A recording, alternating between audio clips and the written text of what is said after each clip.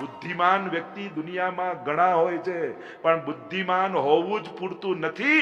યોગ્ય સમયે આપણી બુદ્ધિ આપણા કામમાં આવી જોઈએ.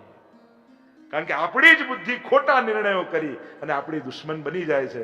ગમે તેટલો બુદ્ધિમાન વ્યક્તિ કેમ ન હોય, કેવલ બુદ્ધિ હોવી જ પૂરતી નથી. એને કયા સમયે ક્યારે કઈ રીતે વાપરવી એ વિવેકની જરૂર હોય છે. એટલે વિવેક વગરની બુદ્ધિ પણ સર્વનાશ કરે છે.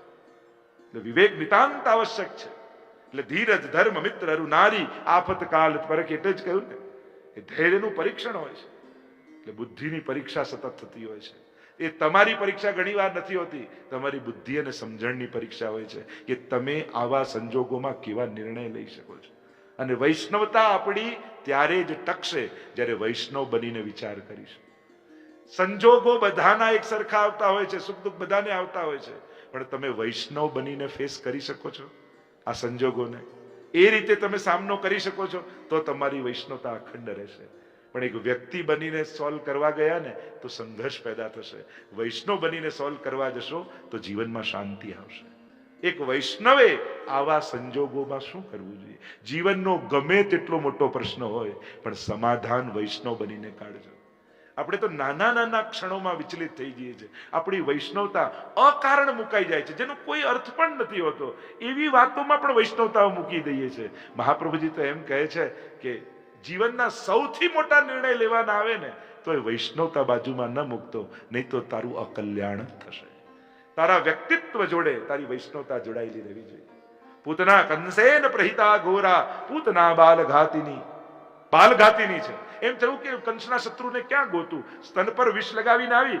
જેટલા નવજાત બાળક હોય એને સ્તનપાન કરાવું ને એના પ્રાણોના કર્ષણ કરી લો, વિષપાન કરાવી. અને આ વિચાર કરી પૂતના સમગ્ર વ્રજમાં પરિભ્રમણ કરવા લાગી.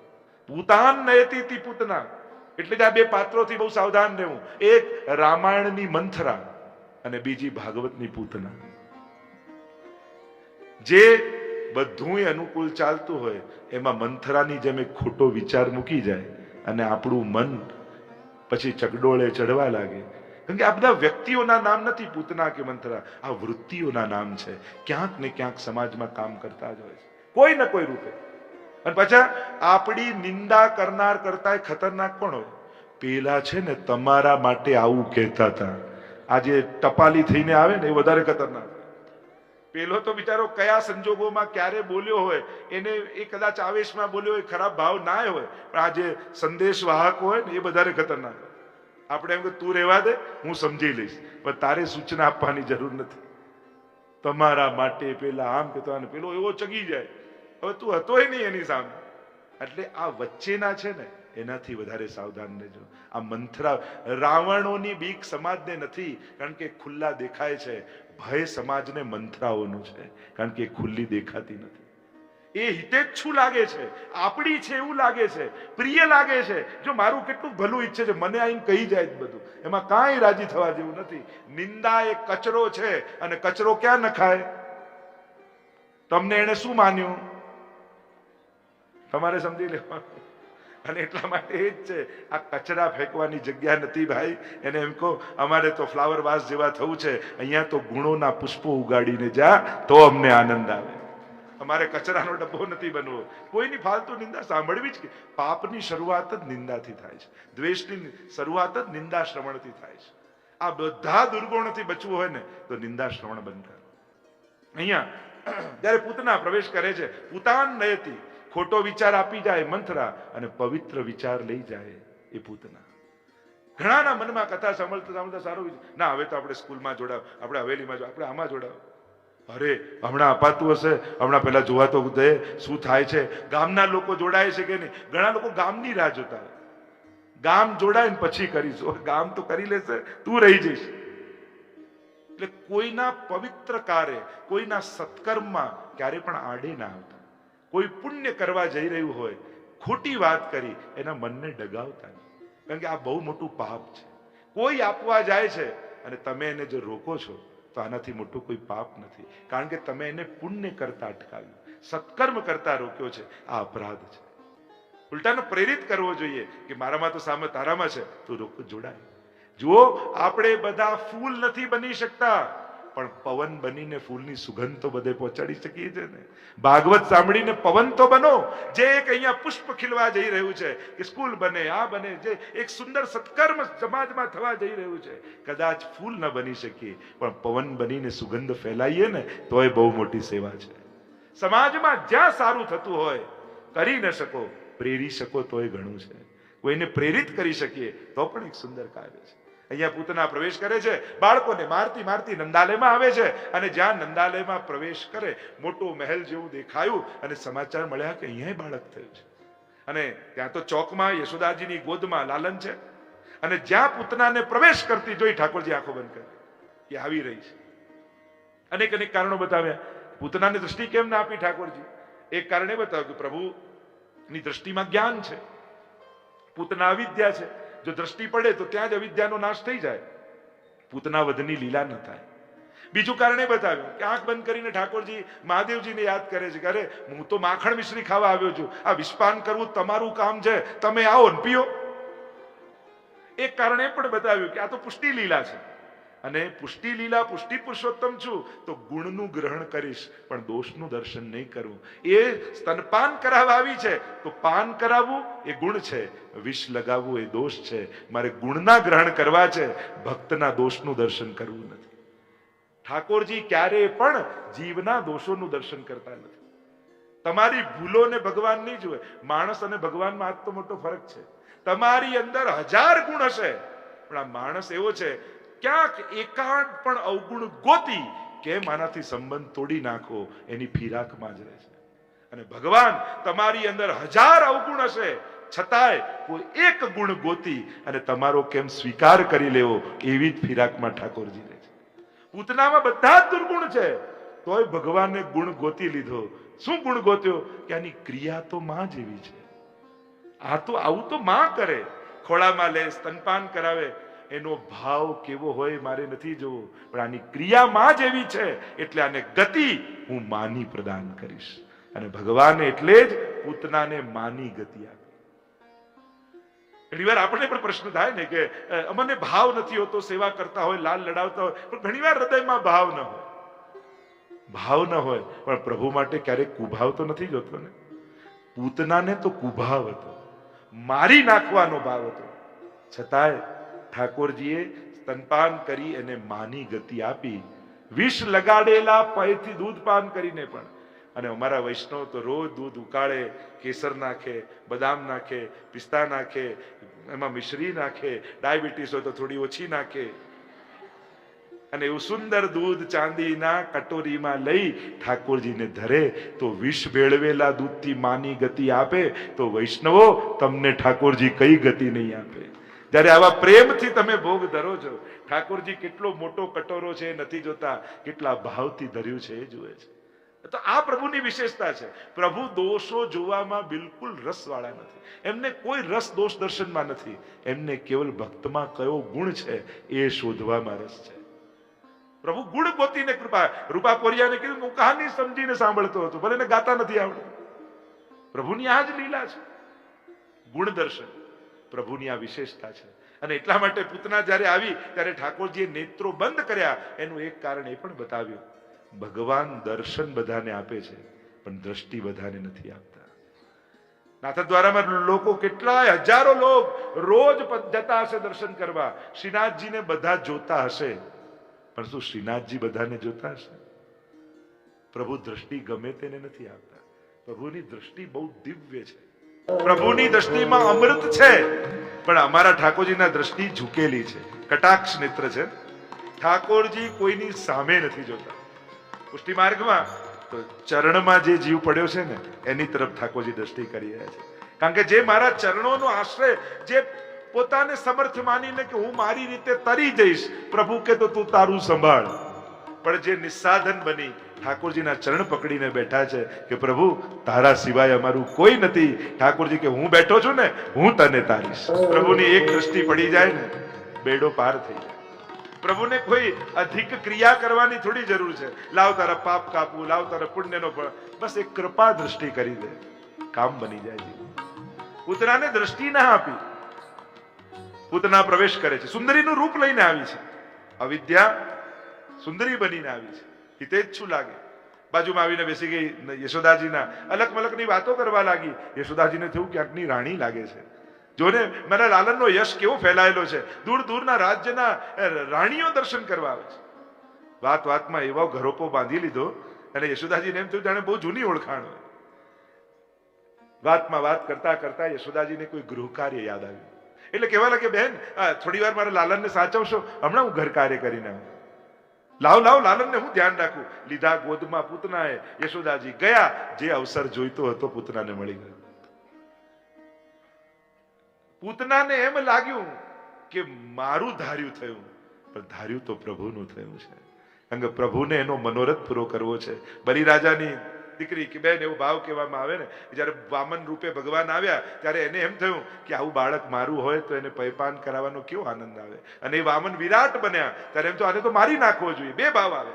અને પૂતના બનીને આવી ભગવાને બંને ભાવ પૂરા કર્યા.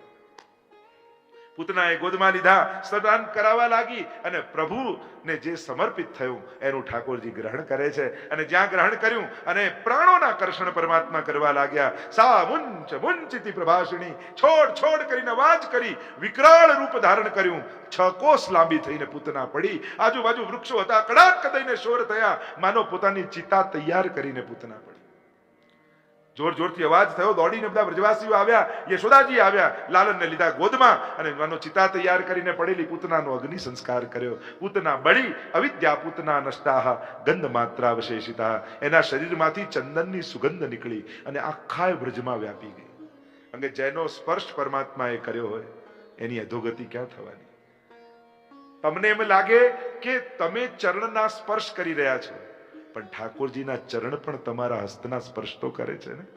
એટલે ઠાકોરજી તો પારસમણી છે અને પારસમણી લોઢાને અડે તો સોનું બની જાય. સ્પર્શ માત્રથી જીવના કોટી કોટી અપરાધો એ જ ક્ષણે બળીને ખાક થઈ જતા હોય છે. અને એટલા માટે વૈષ્ણવ નિત્ય ચરણ સ્પર્શનો આગ્રહ રાખજો. આનાથી કારણ કે ચરણારવિંદ એ તો પ્રગટ તીર્થ છે, ભક્તિ રૂપા છે, જ્ઞાન રૂપા છે. ચરણારવિંદનું મહાત્મ્ય તો કેટલું કહ્યું છે. નિત્ય વૈષ્ણવે ચરણ સ્પર્શ જરૂર કરવા. અહીંયા પૂતના નો ઉદ્ધાર થયો.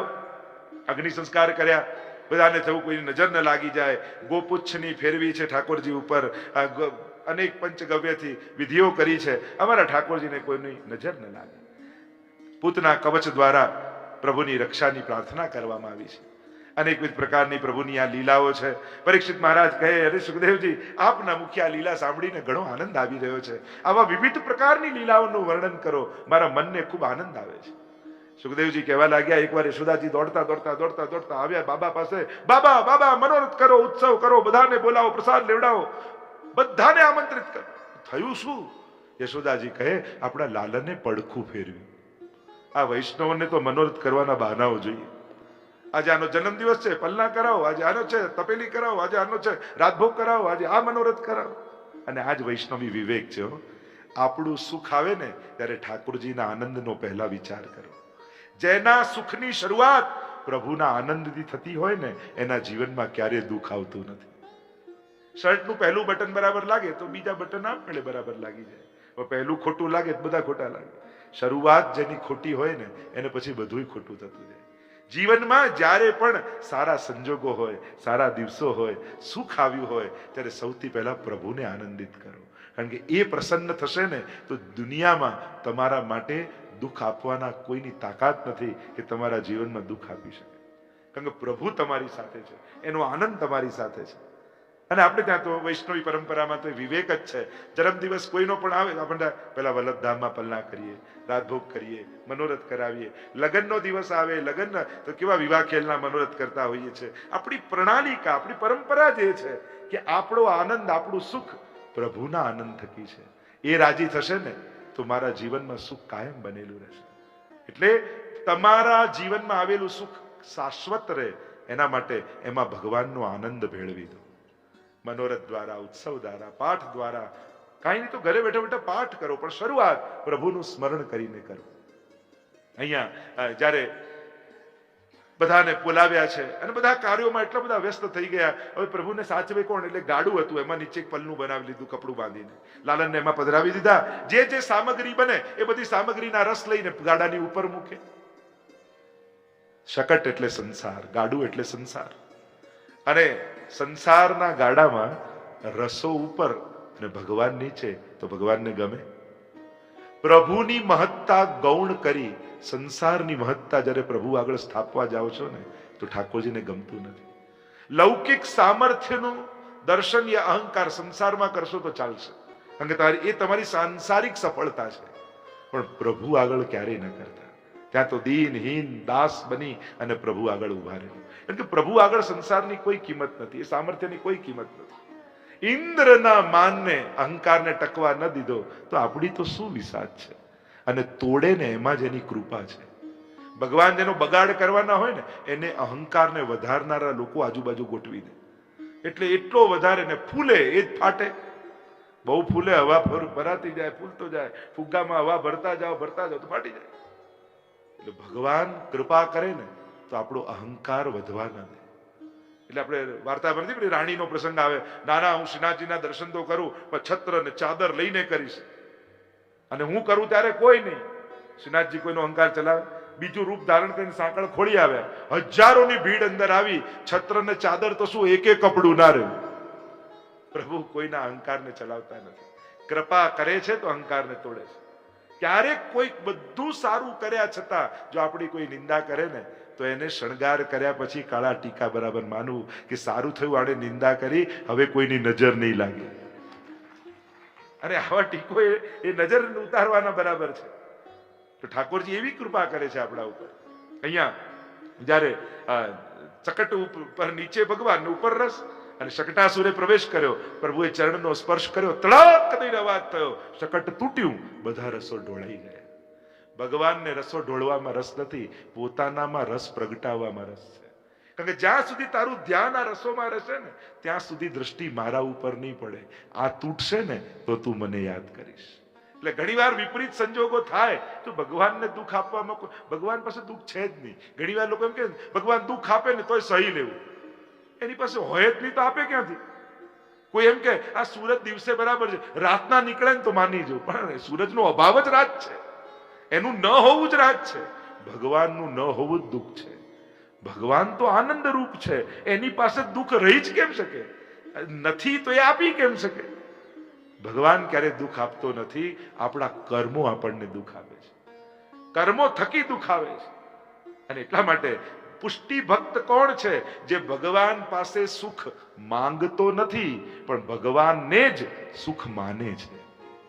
આપણે સુખ માંગતા નથી, પ્રભુને જ સુખ માનીએ છીએ કે મારું સુખ મારો ઠાકોરજી છે, અને એને સાચવી લઈશ ને તો પ્રભુ મારું બધું સાચવી લેશે. ભગવાન જેને સાચવી લીધો, ઇતિહાસ પુરાણો કથાઓ કહે છે કે ભગવાને એને બધું સાચવી લીધું. એ નરસિંહ મહેતાથી શરૂ કરો અને છેક તમે અંબરીશ રાજા સુધી જાઓ, જેને પ્રભુને સાચવ્યા છે, પ્રભુએ એનું બધું સાચવ્યું છે. ભરોસો રાખજો, વિશ્વાસ રાખજો, એ તમારો ભરોસો તૂટવા નહીં દે. અહીંયા જયારે શકટ ભંજન થયું, લાલનને ગોદમાં લીધા, મહાપ્રભુજી કહે વ્રજભક્તોની લૌકિક આસક્તિનો નાશ કર્યો પ્રભુએ શકટ ભંજન કરી. જે લૌકિક વ્યવહારમાં આસક્તિ હતી ને, હવે ઘણી વાર એવું થાય, આ સંસારના લૌકિક વ્યવહારો આપણને ભક્તિ અને ભજન ન કરવા દે. કમથી કમ એટલી મેચ્યોરિટી બધાએ રાખવી, ભગવાન નિમિત્તે જ્યારે કોઈને ત્યાં યા કોઈ જગ્યાએ જાઓ, કોઈના સત્સંગમાં, કથામાં, મંદિરમાં, ત્યારે ક્યારે પણ લૌકિક વ્યવહારની આશા નહીં રાખવી. કારણ કે તમે પ્રભુ નિમિત્તે ગયા છો. લો અમે તો કથામાં ગયા અને વિજયભાઈએ ચાનું ના પૂછ્યું, તો એ ચા પીવા આવ્યા હતા? અમૃત પીવડાવે છે તમને કથાનું, તો એ ચાનો વિચાર કરવાનો. અલૌકિક પ્રસંગે જ્યારે કોઈને ત્યાં પણ જઈએ, એ તો કોઈ કમી નથી રાખતા, એ તો કેસરવાળું દૂધ પીવડાવે છે, પણ આ તો વ્યવહારની વાત એ છે કે જ્યારે કોઈને ત્યાં અલૌકિક પ્રસંગે જાઓ, ત્યારે લૌકિક વ્યવહારની આશા ન રાખો. લો અમે તો હવેલીમાં ગયા અને શ્રમિકભાઈએ ખુરશી ના આપી, એટલે તો ખુરશીમાં બેસવા આવ્યા હતા. ત્યાં તો આપણે દાસ બની જ્યાં મળે ત્યાં ગોઠવાઈ જવાનું હોય. ક્યારે પણ કોઈને પણ ભગવત ભજન માટે ગયા હો, ભગવત સ્થાનમાં ગયા હો, ભક્તિ માટે કોઈને ત્યાં ગયા, ત્યારે કોઈ પણ લૌકિક વ્યવહારની આશા ન રાખો. કારણ કે તમે ત્યાં દાસ બનીને જાઓ છો, ત્યાં તમારો સ્વાર્થ સાધવા, ભગવત દર્શન માટે તમે કોઈ વ્યક્તિ માટે નથી ગયા, તમે ઠાકોરજી માટે ગયા છો. પણ તમે જ્યારે લૌકિક વ્યવહારની આશા રાખો છો, ત્યારે જેને સત્સંગ રખાયો હોય ને, એ તો બિચારો એકે પાઠ કરી જ ના શકે. આવો બેન ને, આવો ભાઈ ને, આવો, આમાંથી જેનો સત્સંગ પૂરો થઈ જાય. કારણ કે હવે પૂછીશું નહીં તો ખોટું લાગી જશે. આ પાછું ખોટું લાગવાનું તો બહુ હોય બધાને, ખબર નહીં કયા વાતનું ખોટું લાગે. જીવનમાં ખોટું લાગે, વાતે વાતે ઘણા તો ખોટું લાગી જાય. મૂળ વાત એ છે કે જ્યારે પણ ભગવત કાર્યમાં હલકા બનીને જાઓ, સ્વચ્છ બનીને જાઓ, પવિત્ર કોઈ અહંકારના ભાર રાખીને ન જાઓ. કારણ કે આપણો જ અહંકારનો ભાવ તળે આપણે દબાઈ જતા હોઈએ છીએ ઘણી વાર. એટલે જ્યારે પણ કોઈ સત્સંગ રખાવે, કોઈ મનોરથમાં જાઓ, કથા ભગવાન નિમિત્તે જ્યાં પણ જઈશું ત્યાં ક્યારેય પણ લૌકિક વ્યવહારની આશા નહીં રાખી. એટલે કે જે કથા કરવા બેઠો, જે સત્સંગ કરાવ્યો છે એ પણ પાઠ કરી શકે. કારણ કે એને ભગવાન છોડીને જવું પડે. અહીંયા પણ એવું થયું, પ્રભુનું વિસ્મરણ થયું તો પ્રભુએ ગાડું તોડી નાખ્યું. અનેક પ્રકારની લીલાઓ છે. તૃણાવર્તની લીલા આવી, વંટોળિયાના રૂપમાં આવ્યો, તો ભગવાનને ઉપાડી જાવ. પ્રભુ ગોદમાં હતા યશોદાજીના. એટલા ભાર વધાર્યા. યશોદાજી ઉચકી ન શક્યા, નીચે પધરાવી દીધા. આનંદનો આધાર એવો કૃષ્ણ આપણને જયારે ભારરૂપ લાગવા માંડે ને, ત્યારે માનવું કે તૃણાવર્તે આપણા જીવનમાં પ્રવેશ કર્યો છે. ઓ ઠાકોરજી પુષ્ટાવી લીધા, હવે તો સવારે જાગવું પડશે, પ્રભુની સામગ્રી ધરવી પડશે, શણગાર કરવા પડશે. આમ પડશે કરે ને એ પડે. પ્રભુ આનંદનો આધાર છે. પ્રભુ થકી મારા જીવનમાં આનંદ છે. એ છે તો મારા જીવનમાં સુખ છે. એના થકી મારા જીવનમાં સુખ છે. અને એને સાચવીશ તો સદાય મારા જીવનમાં સુખ બનેલું રહેશે. એને ભાર ન માનો. પ્રભુ ક્યારે, જો ઠાકોરજી પણ સમજે છે, તમારે ટ્રાવેલિંગમાં જાઓ, તમારે વહેલું જવાનું હોય, પ્રભુ તમારા જ છે. તમારે અનુકૂળ થઈને ઠાકોરજી રહે છે. એટલે એનો ક્યારે ભાર ન રાખતા. એ તમારો થઈને તમારે ત્યાં આવ્યો છે. એ તમારા સુખ દુઃખ, અનુકૂળતા પ્રતિકૂળતા બધાને જાણે છે. અરે નાની નાની ભૂલોમાં લોકો કેવા ડરી જાય. ઓ આજે તો આ રહી ગયું, ઠાકોરજી કઈ મારું બગાડી નાખશે. હવે કોઈ માણસે આવું ના કરે તો ભગવાન આવું કરે? ઘણા તો એમ જ હોય, ઘણા તાક લાગીને ઠાકોરજી બેઠા, બસ તું ભૂલ કર પછી તને જોઉં છું. ઠાકોરજી કઈ રીતે બેઠા? એ તમે એને કોઈ દોષ દર્શનમાં રસ છે? એ તો તમારી ભક્તિનો આનંદનો આસ્વાદ કરવા બેઠો છે. કે તમે અજાણતા પણ જે સેવા કરો છો ને, એને બહુ મોટી માની અને જીવનભર યાદ રાખે છે. ભગવાન ડગલે ને પગલે આપણને મદદ કરે છે, અને દેખાતો નથી એટલે આપણને લાગે કરતો નથી, અને આપણે ભૂલીએ જઈએ છીએ. પણ અજાણતાએ 25 વર્ષ પહેલા તમે કોઈ સેવા કરી હશે ને, તો ઠાકોરજી ક્યારેય નહીં ભૂલે. તમે પગથિયા ચડ્યા હવેલીના 20 વર્ષે, ઠાકોર કહેશે આ તો એ જ છે, જ્યારે મારી હવેલી બનતી હતી ને ત્યારે એને સેવા કરી. કદાચ એ ટ્રસ્ટના સમિતિઓના ચોપડામાંથી નામ ભૂસાઈ ગયા હશે, પણ પ્રભુની સ્મૃતિમાંથી તમારું નામ ક્યારેય નહીં જાય. કારણ કે પ્રભુ ક્યારે પણ કોઈની સેવાને ભૂલતા નથી, એ યાદ રાખે છે. અહીંયા તૃણાવર્તનો ઉદ્ધાર પરમાત્માએ કર્યો છે અને વિતૃષ્ણા સંપાદિત કરી આવી. અને આગળ ઝુંબણ લીલાનું જો ઘણી બધી લીલાઓ છે. ઝુંબણ લીલા છે, રીંગણ લીલા છે, તોકતા લીલા છે. તો તમને એમ થાય કે ઝુંબણ એટલે શું? ઝુંબણ એટલે બગાસું ખાવું. ઘણી વાર સંસ્કૃતના શબ્દો એવા હોય, આપણે કે આ કઈ નવી લીલા આવી. રીંગણ લીલા, તો આ કયું રીંગણ લઈને ઠાકોરજી દોડતા હતા? રીંગણ લીલા એટલે ઘૂંટણીએ ચાલુ, એને રીંગણ લીલા કહેવાય. તો ઘણી વાર શાસ્ત્રોના શબ્દો સંસ્કૃતના એવા હોય તો આપણે કન્ફ્યુઝ થઈ કે આ એવી કઈ મોટી લીલા કે જેનું આજ સુધી કથામાં નતું સાંભળ્યું. તો એ કોઈ મોટી નથી. પ્રભુની તો બધી જ લીલાઓ વિશેષ છે. તો અનેક પ્રકારની પ્રભુની આ બાલ લીલા છે. પ્રભુ ધીમે મોટા થવા લાગ્યા, અને હવે તો બધા જ ગોપીજનો ભેગા મળે, અને બપોરનો સમય થાય એટલે બધા ટોળે વળી અને ઠાકોરજી સાથે જુદા જુદા ખેલ કરે. પ્રભુ તો બધાના મનોરથો પૂરા કરવા આવ્યા છે. રોજ પલનું ઝુલાવતા હોય તો આંગણામાં બેસેલી ગાય રોજ જુએ કે યશોદાજી કેવા ભાગ્યશાળી છે કે રોજ એમને પલનું ઝુલાવવા, ઠાકોરજીને ઝુલાવવા મળે છે. પ્રભુ તો મનોરથો પૂરા કરવા આવે ને, ઘૂંટણીએ ચાલતા ચાલતા ઠાકોરજી એકવાર પહોંચી ગયા ગાય પાસે, શીંગડું પકડી લીધું અને ગાય તો ઊભી થઈ ગઈ. અને પ્રભુ આમ લટકે અને ગાય ઊભી, અને ગાયને થયું પ્રભુ સુખ આપવા પધાર્યા. રોજ યશોદાજી પલનું ઝુલાવે, લાવ આજે મને એવો લાભ ઠાકોરજી આપ્યો, એટલે મસ્તક નીચે ઉપર એમ કરી માનો ઠાકોરજીને પલનું ઝુલાવી રહ્યા છે.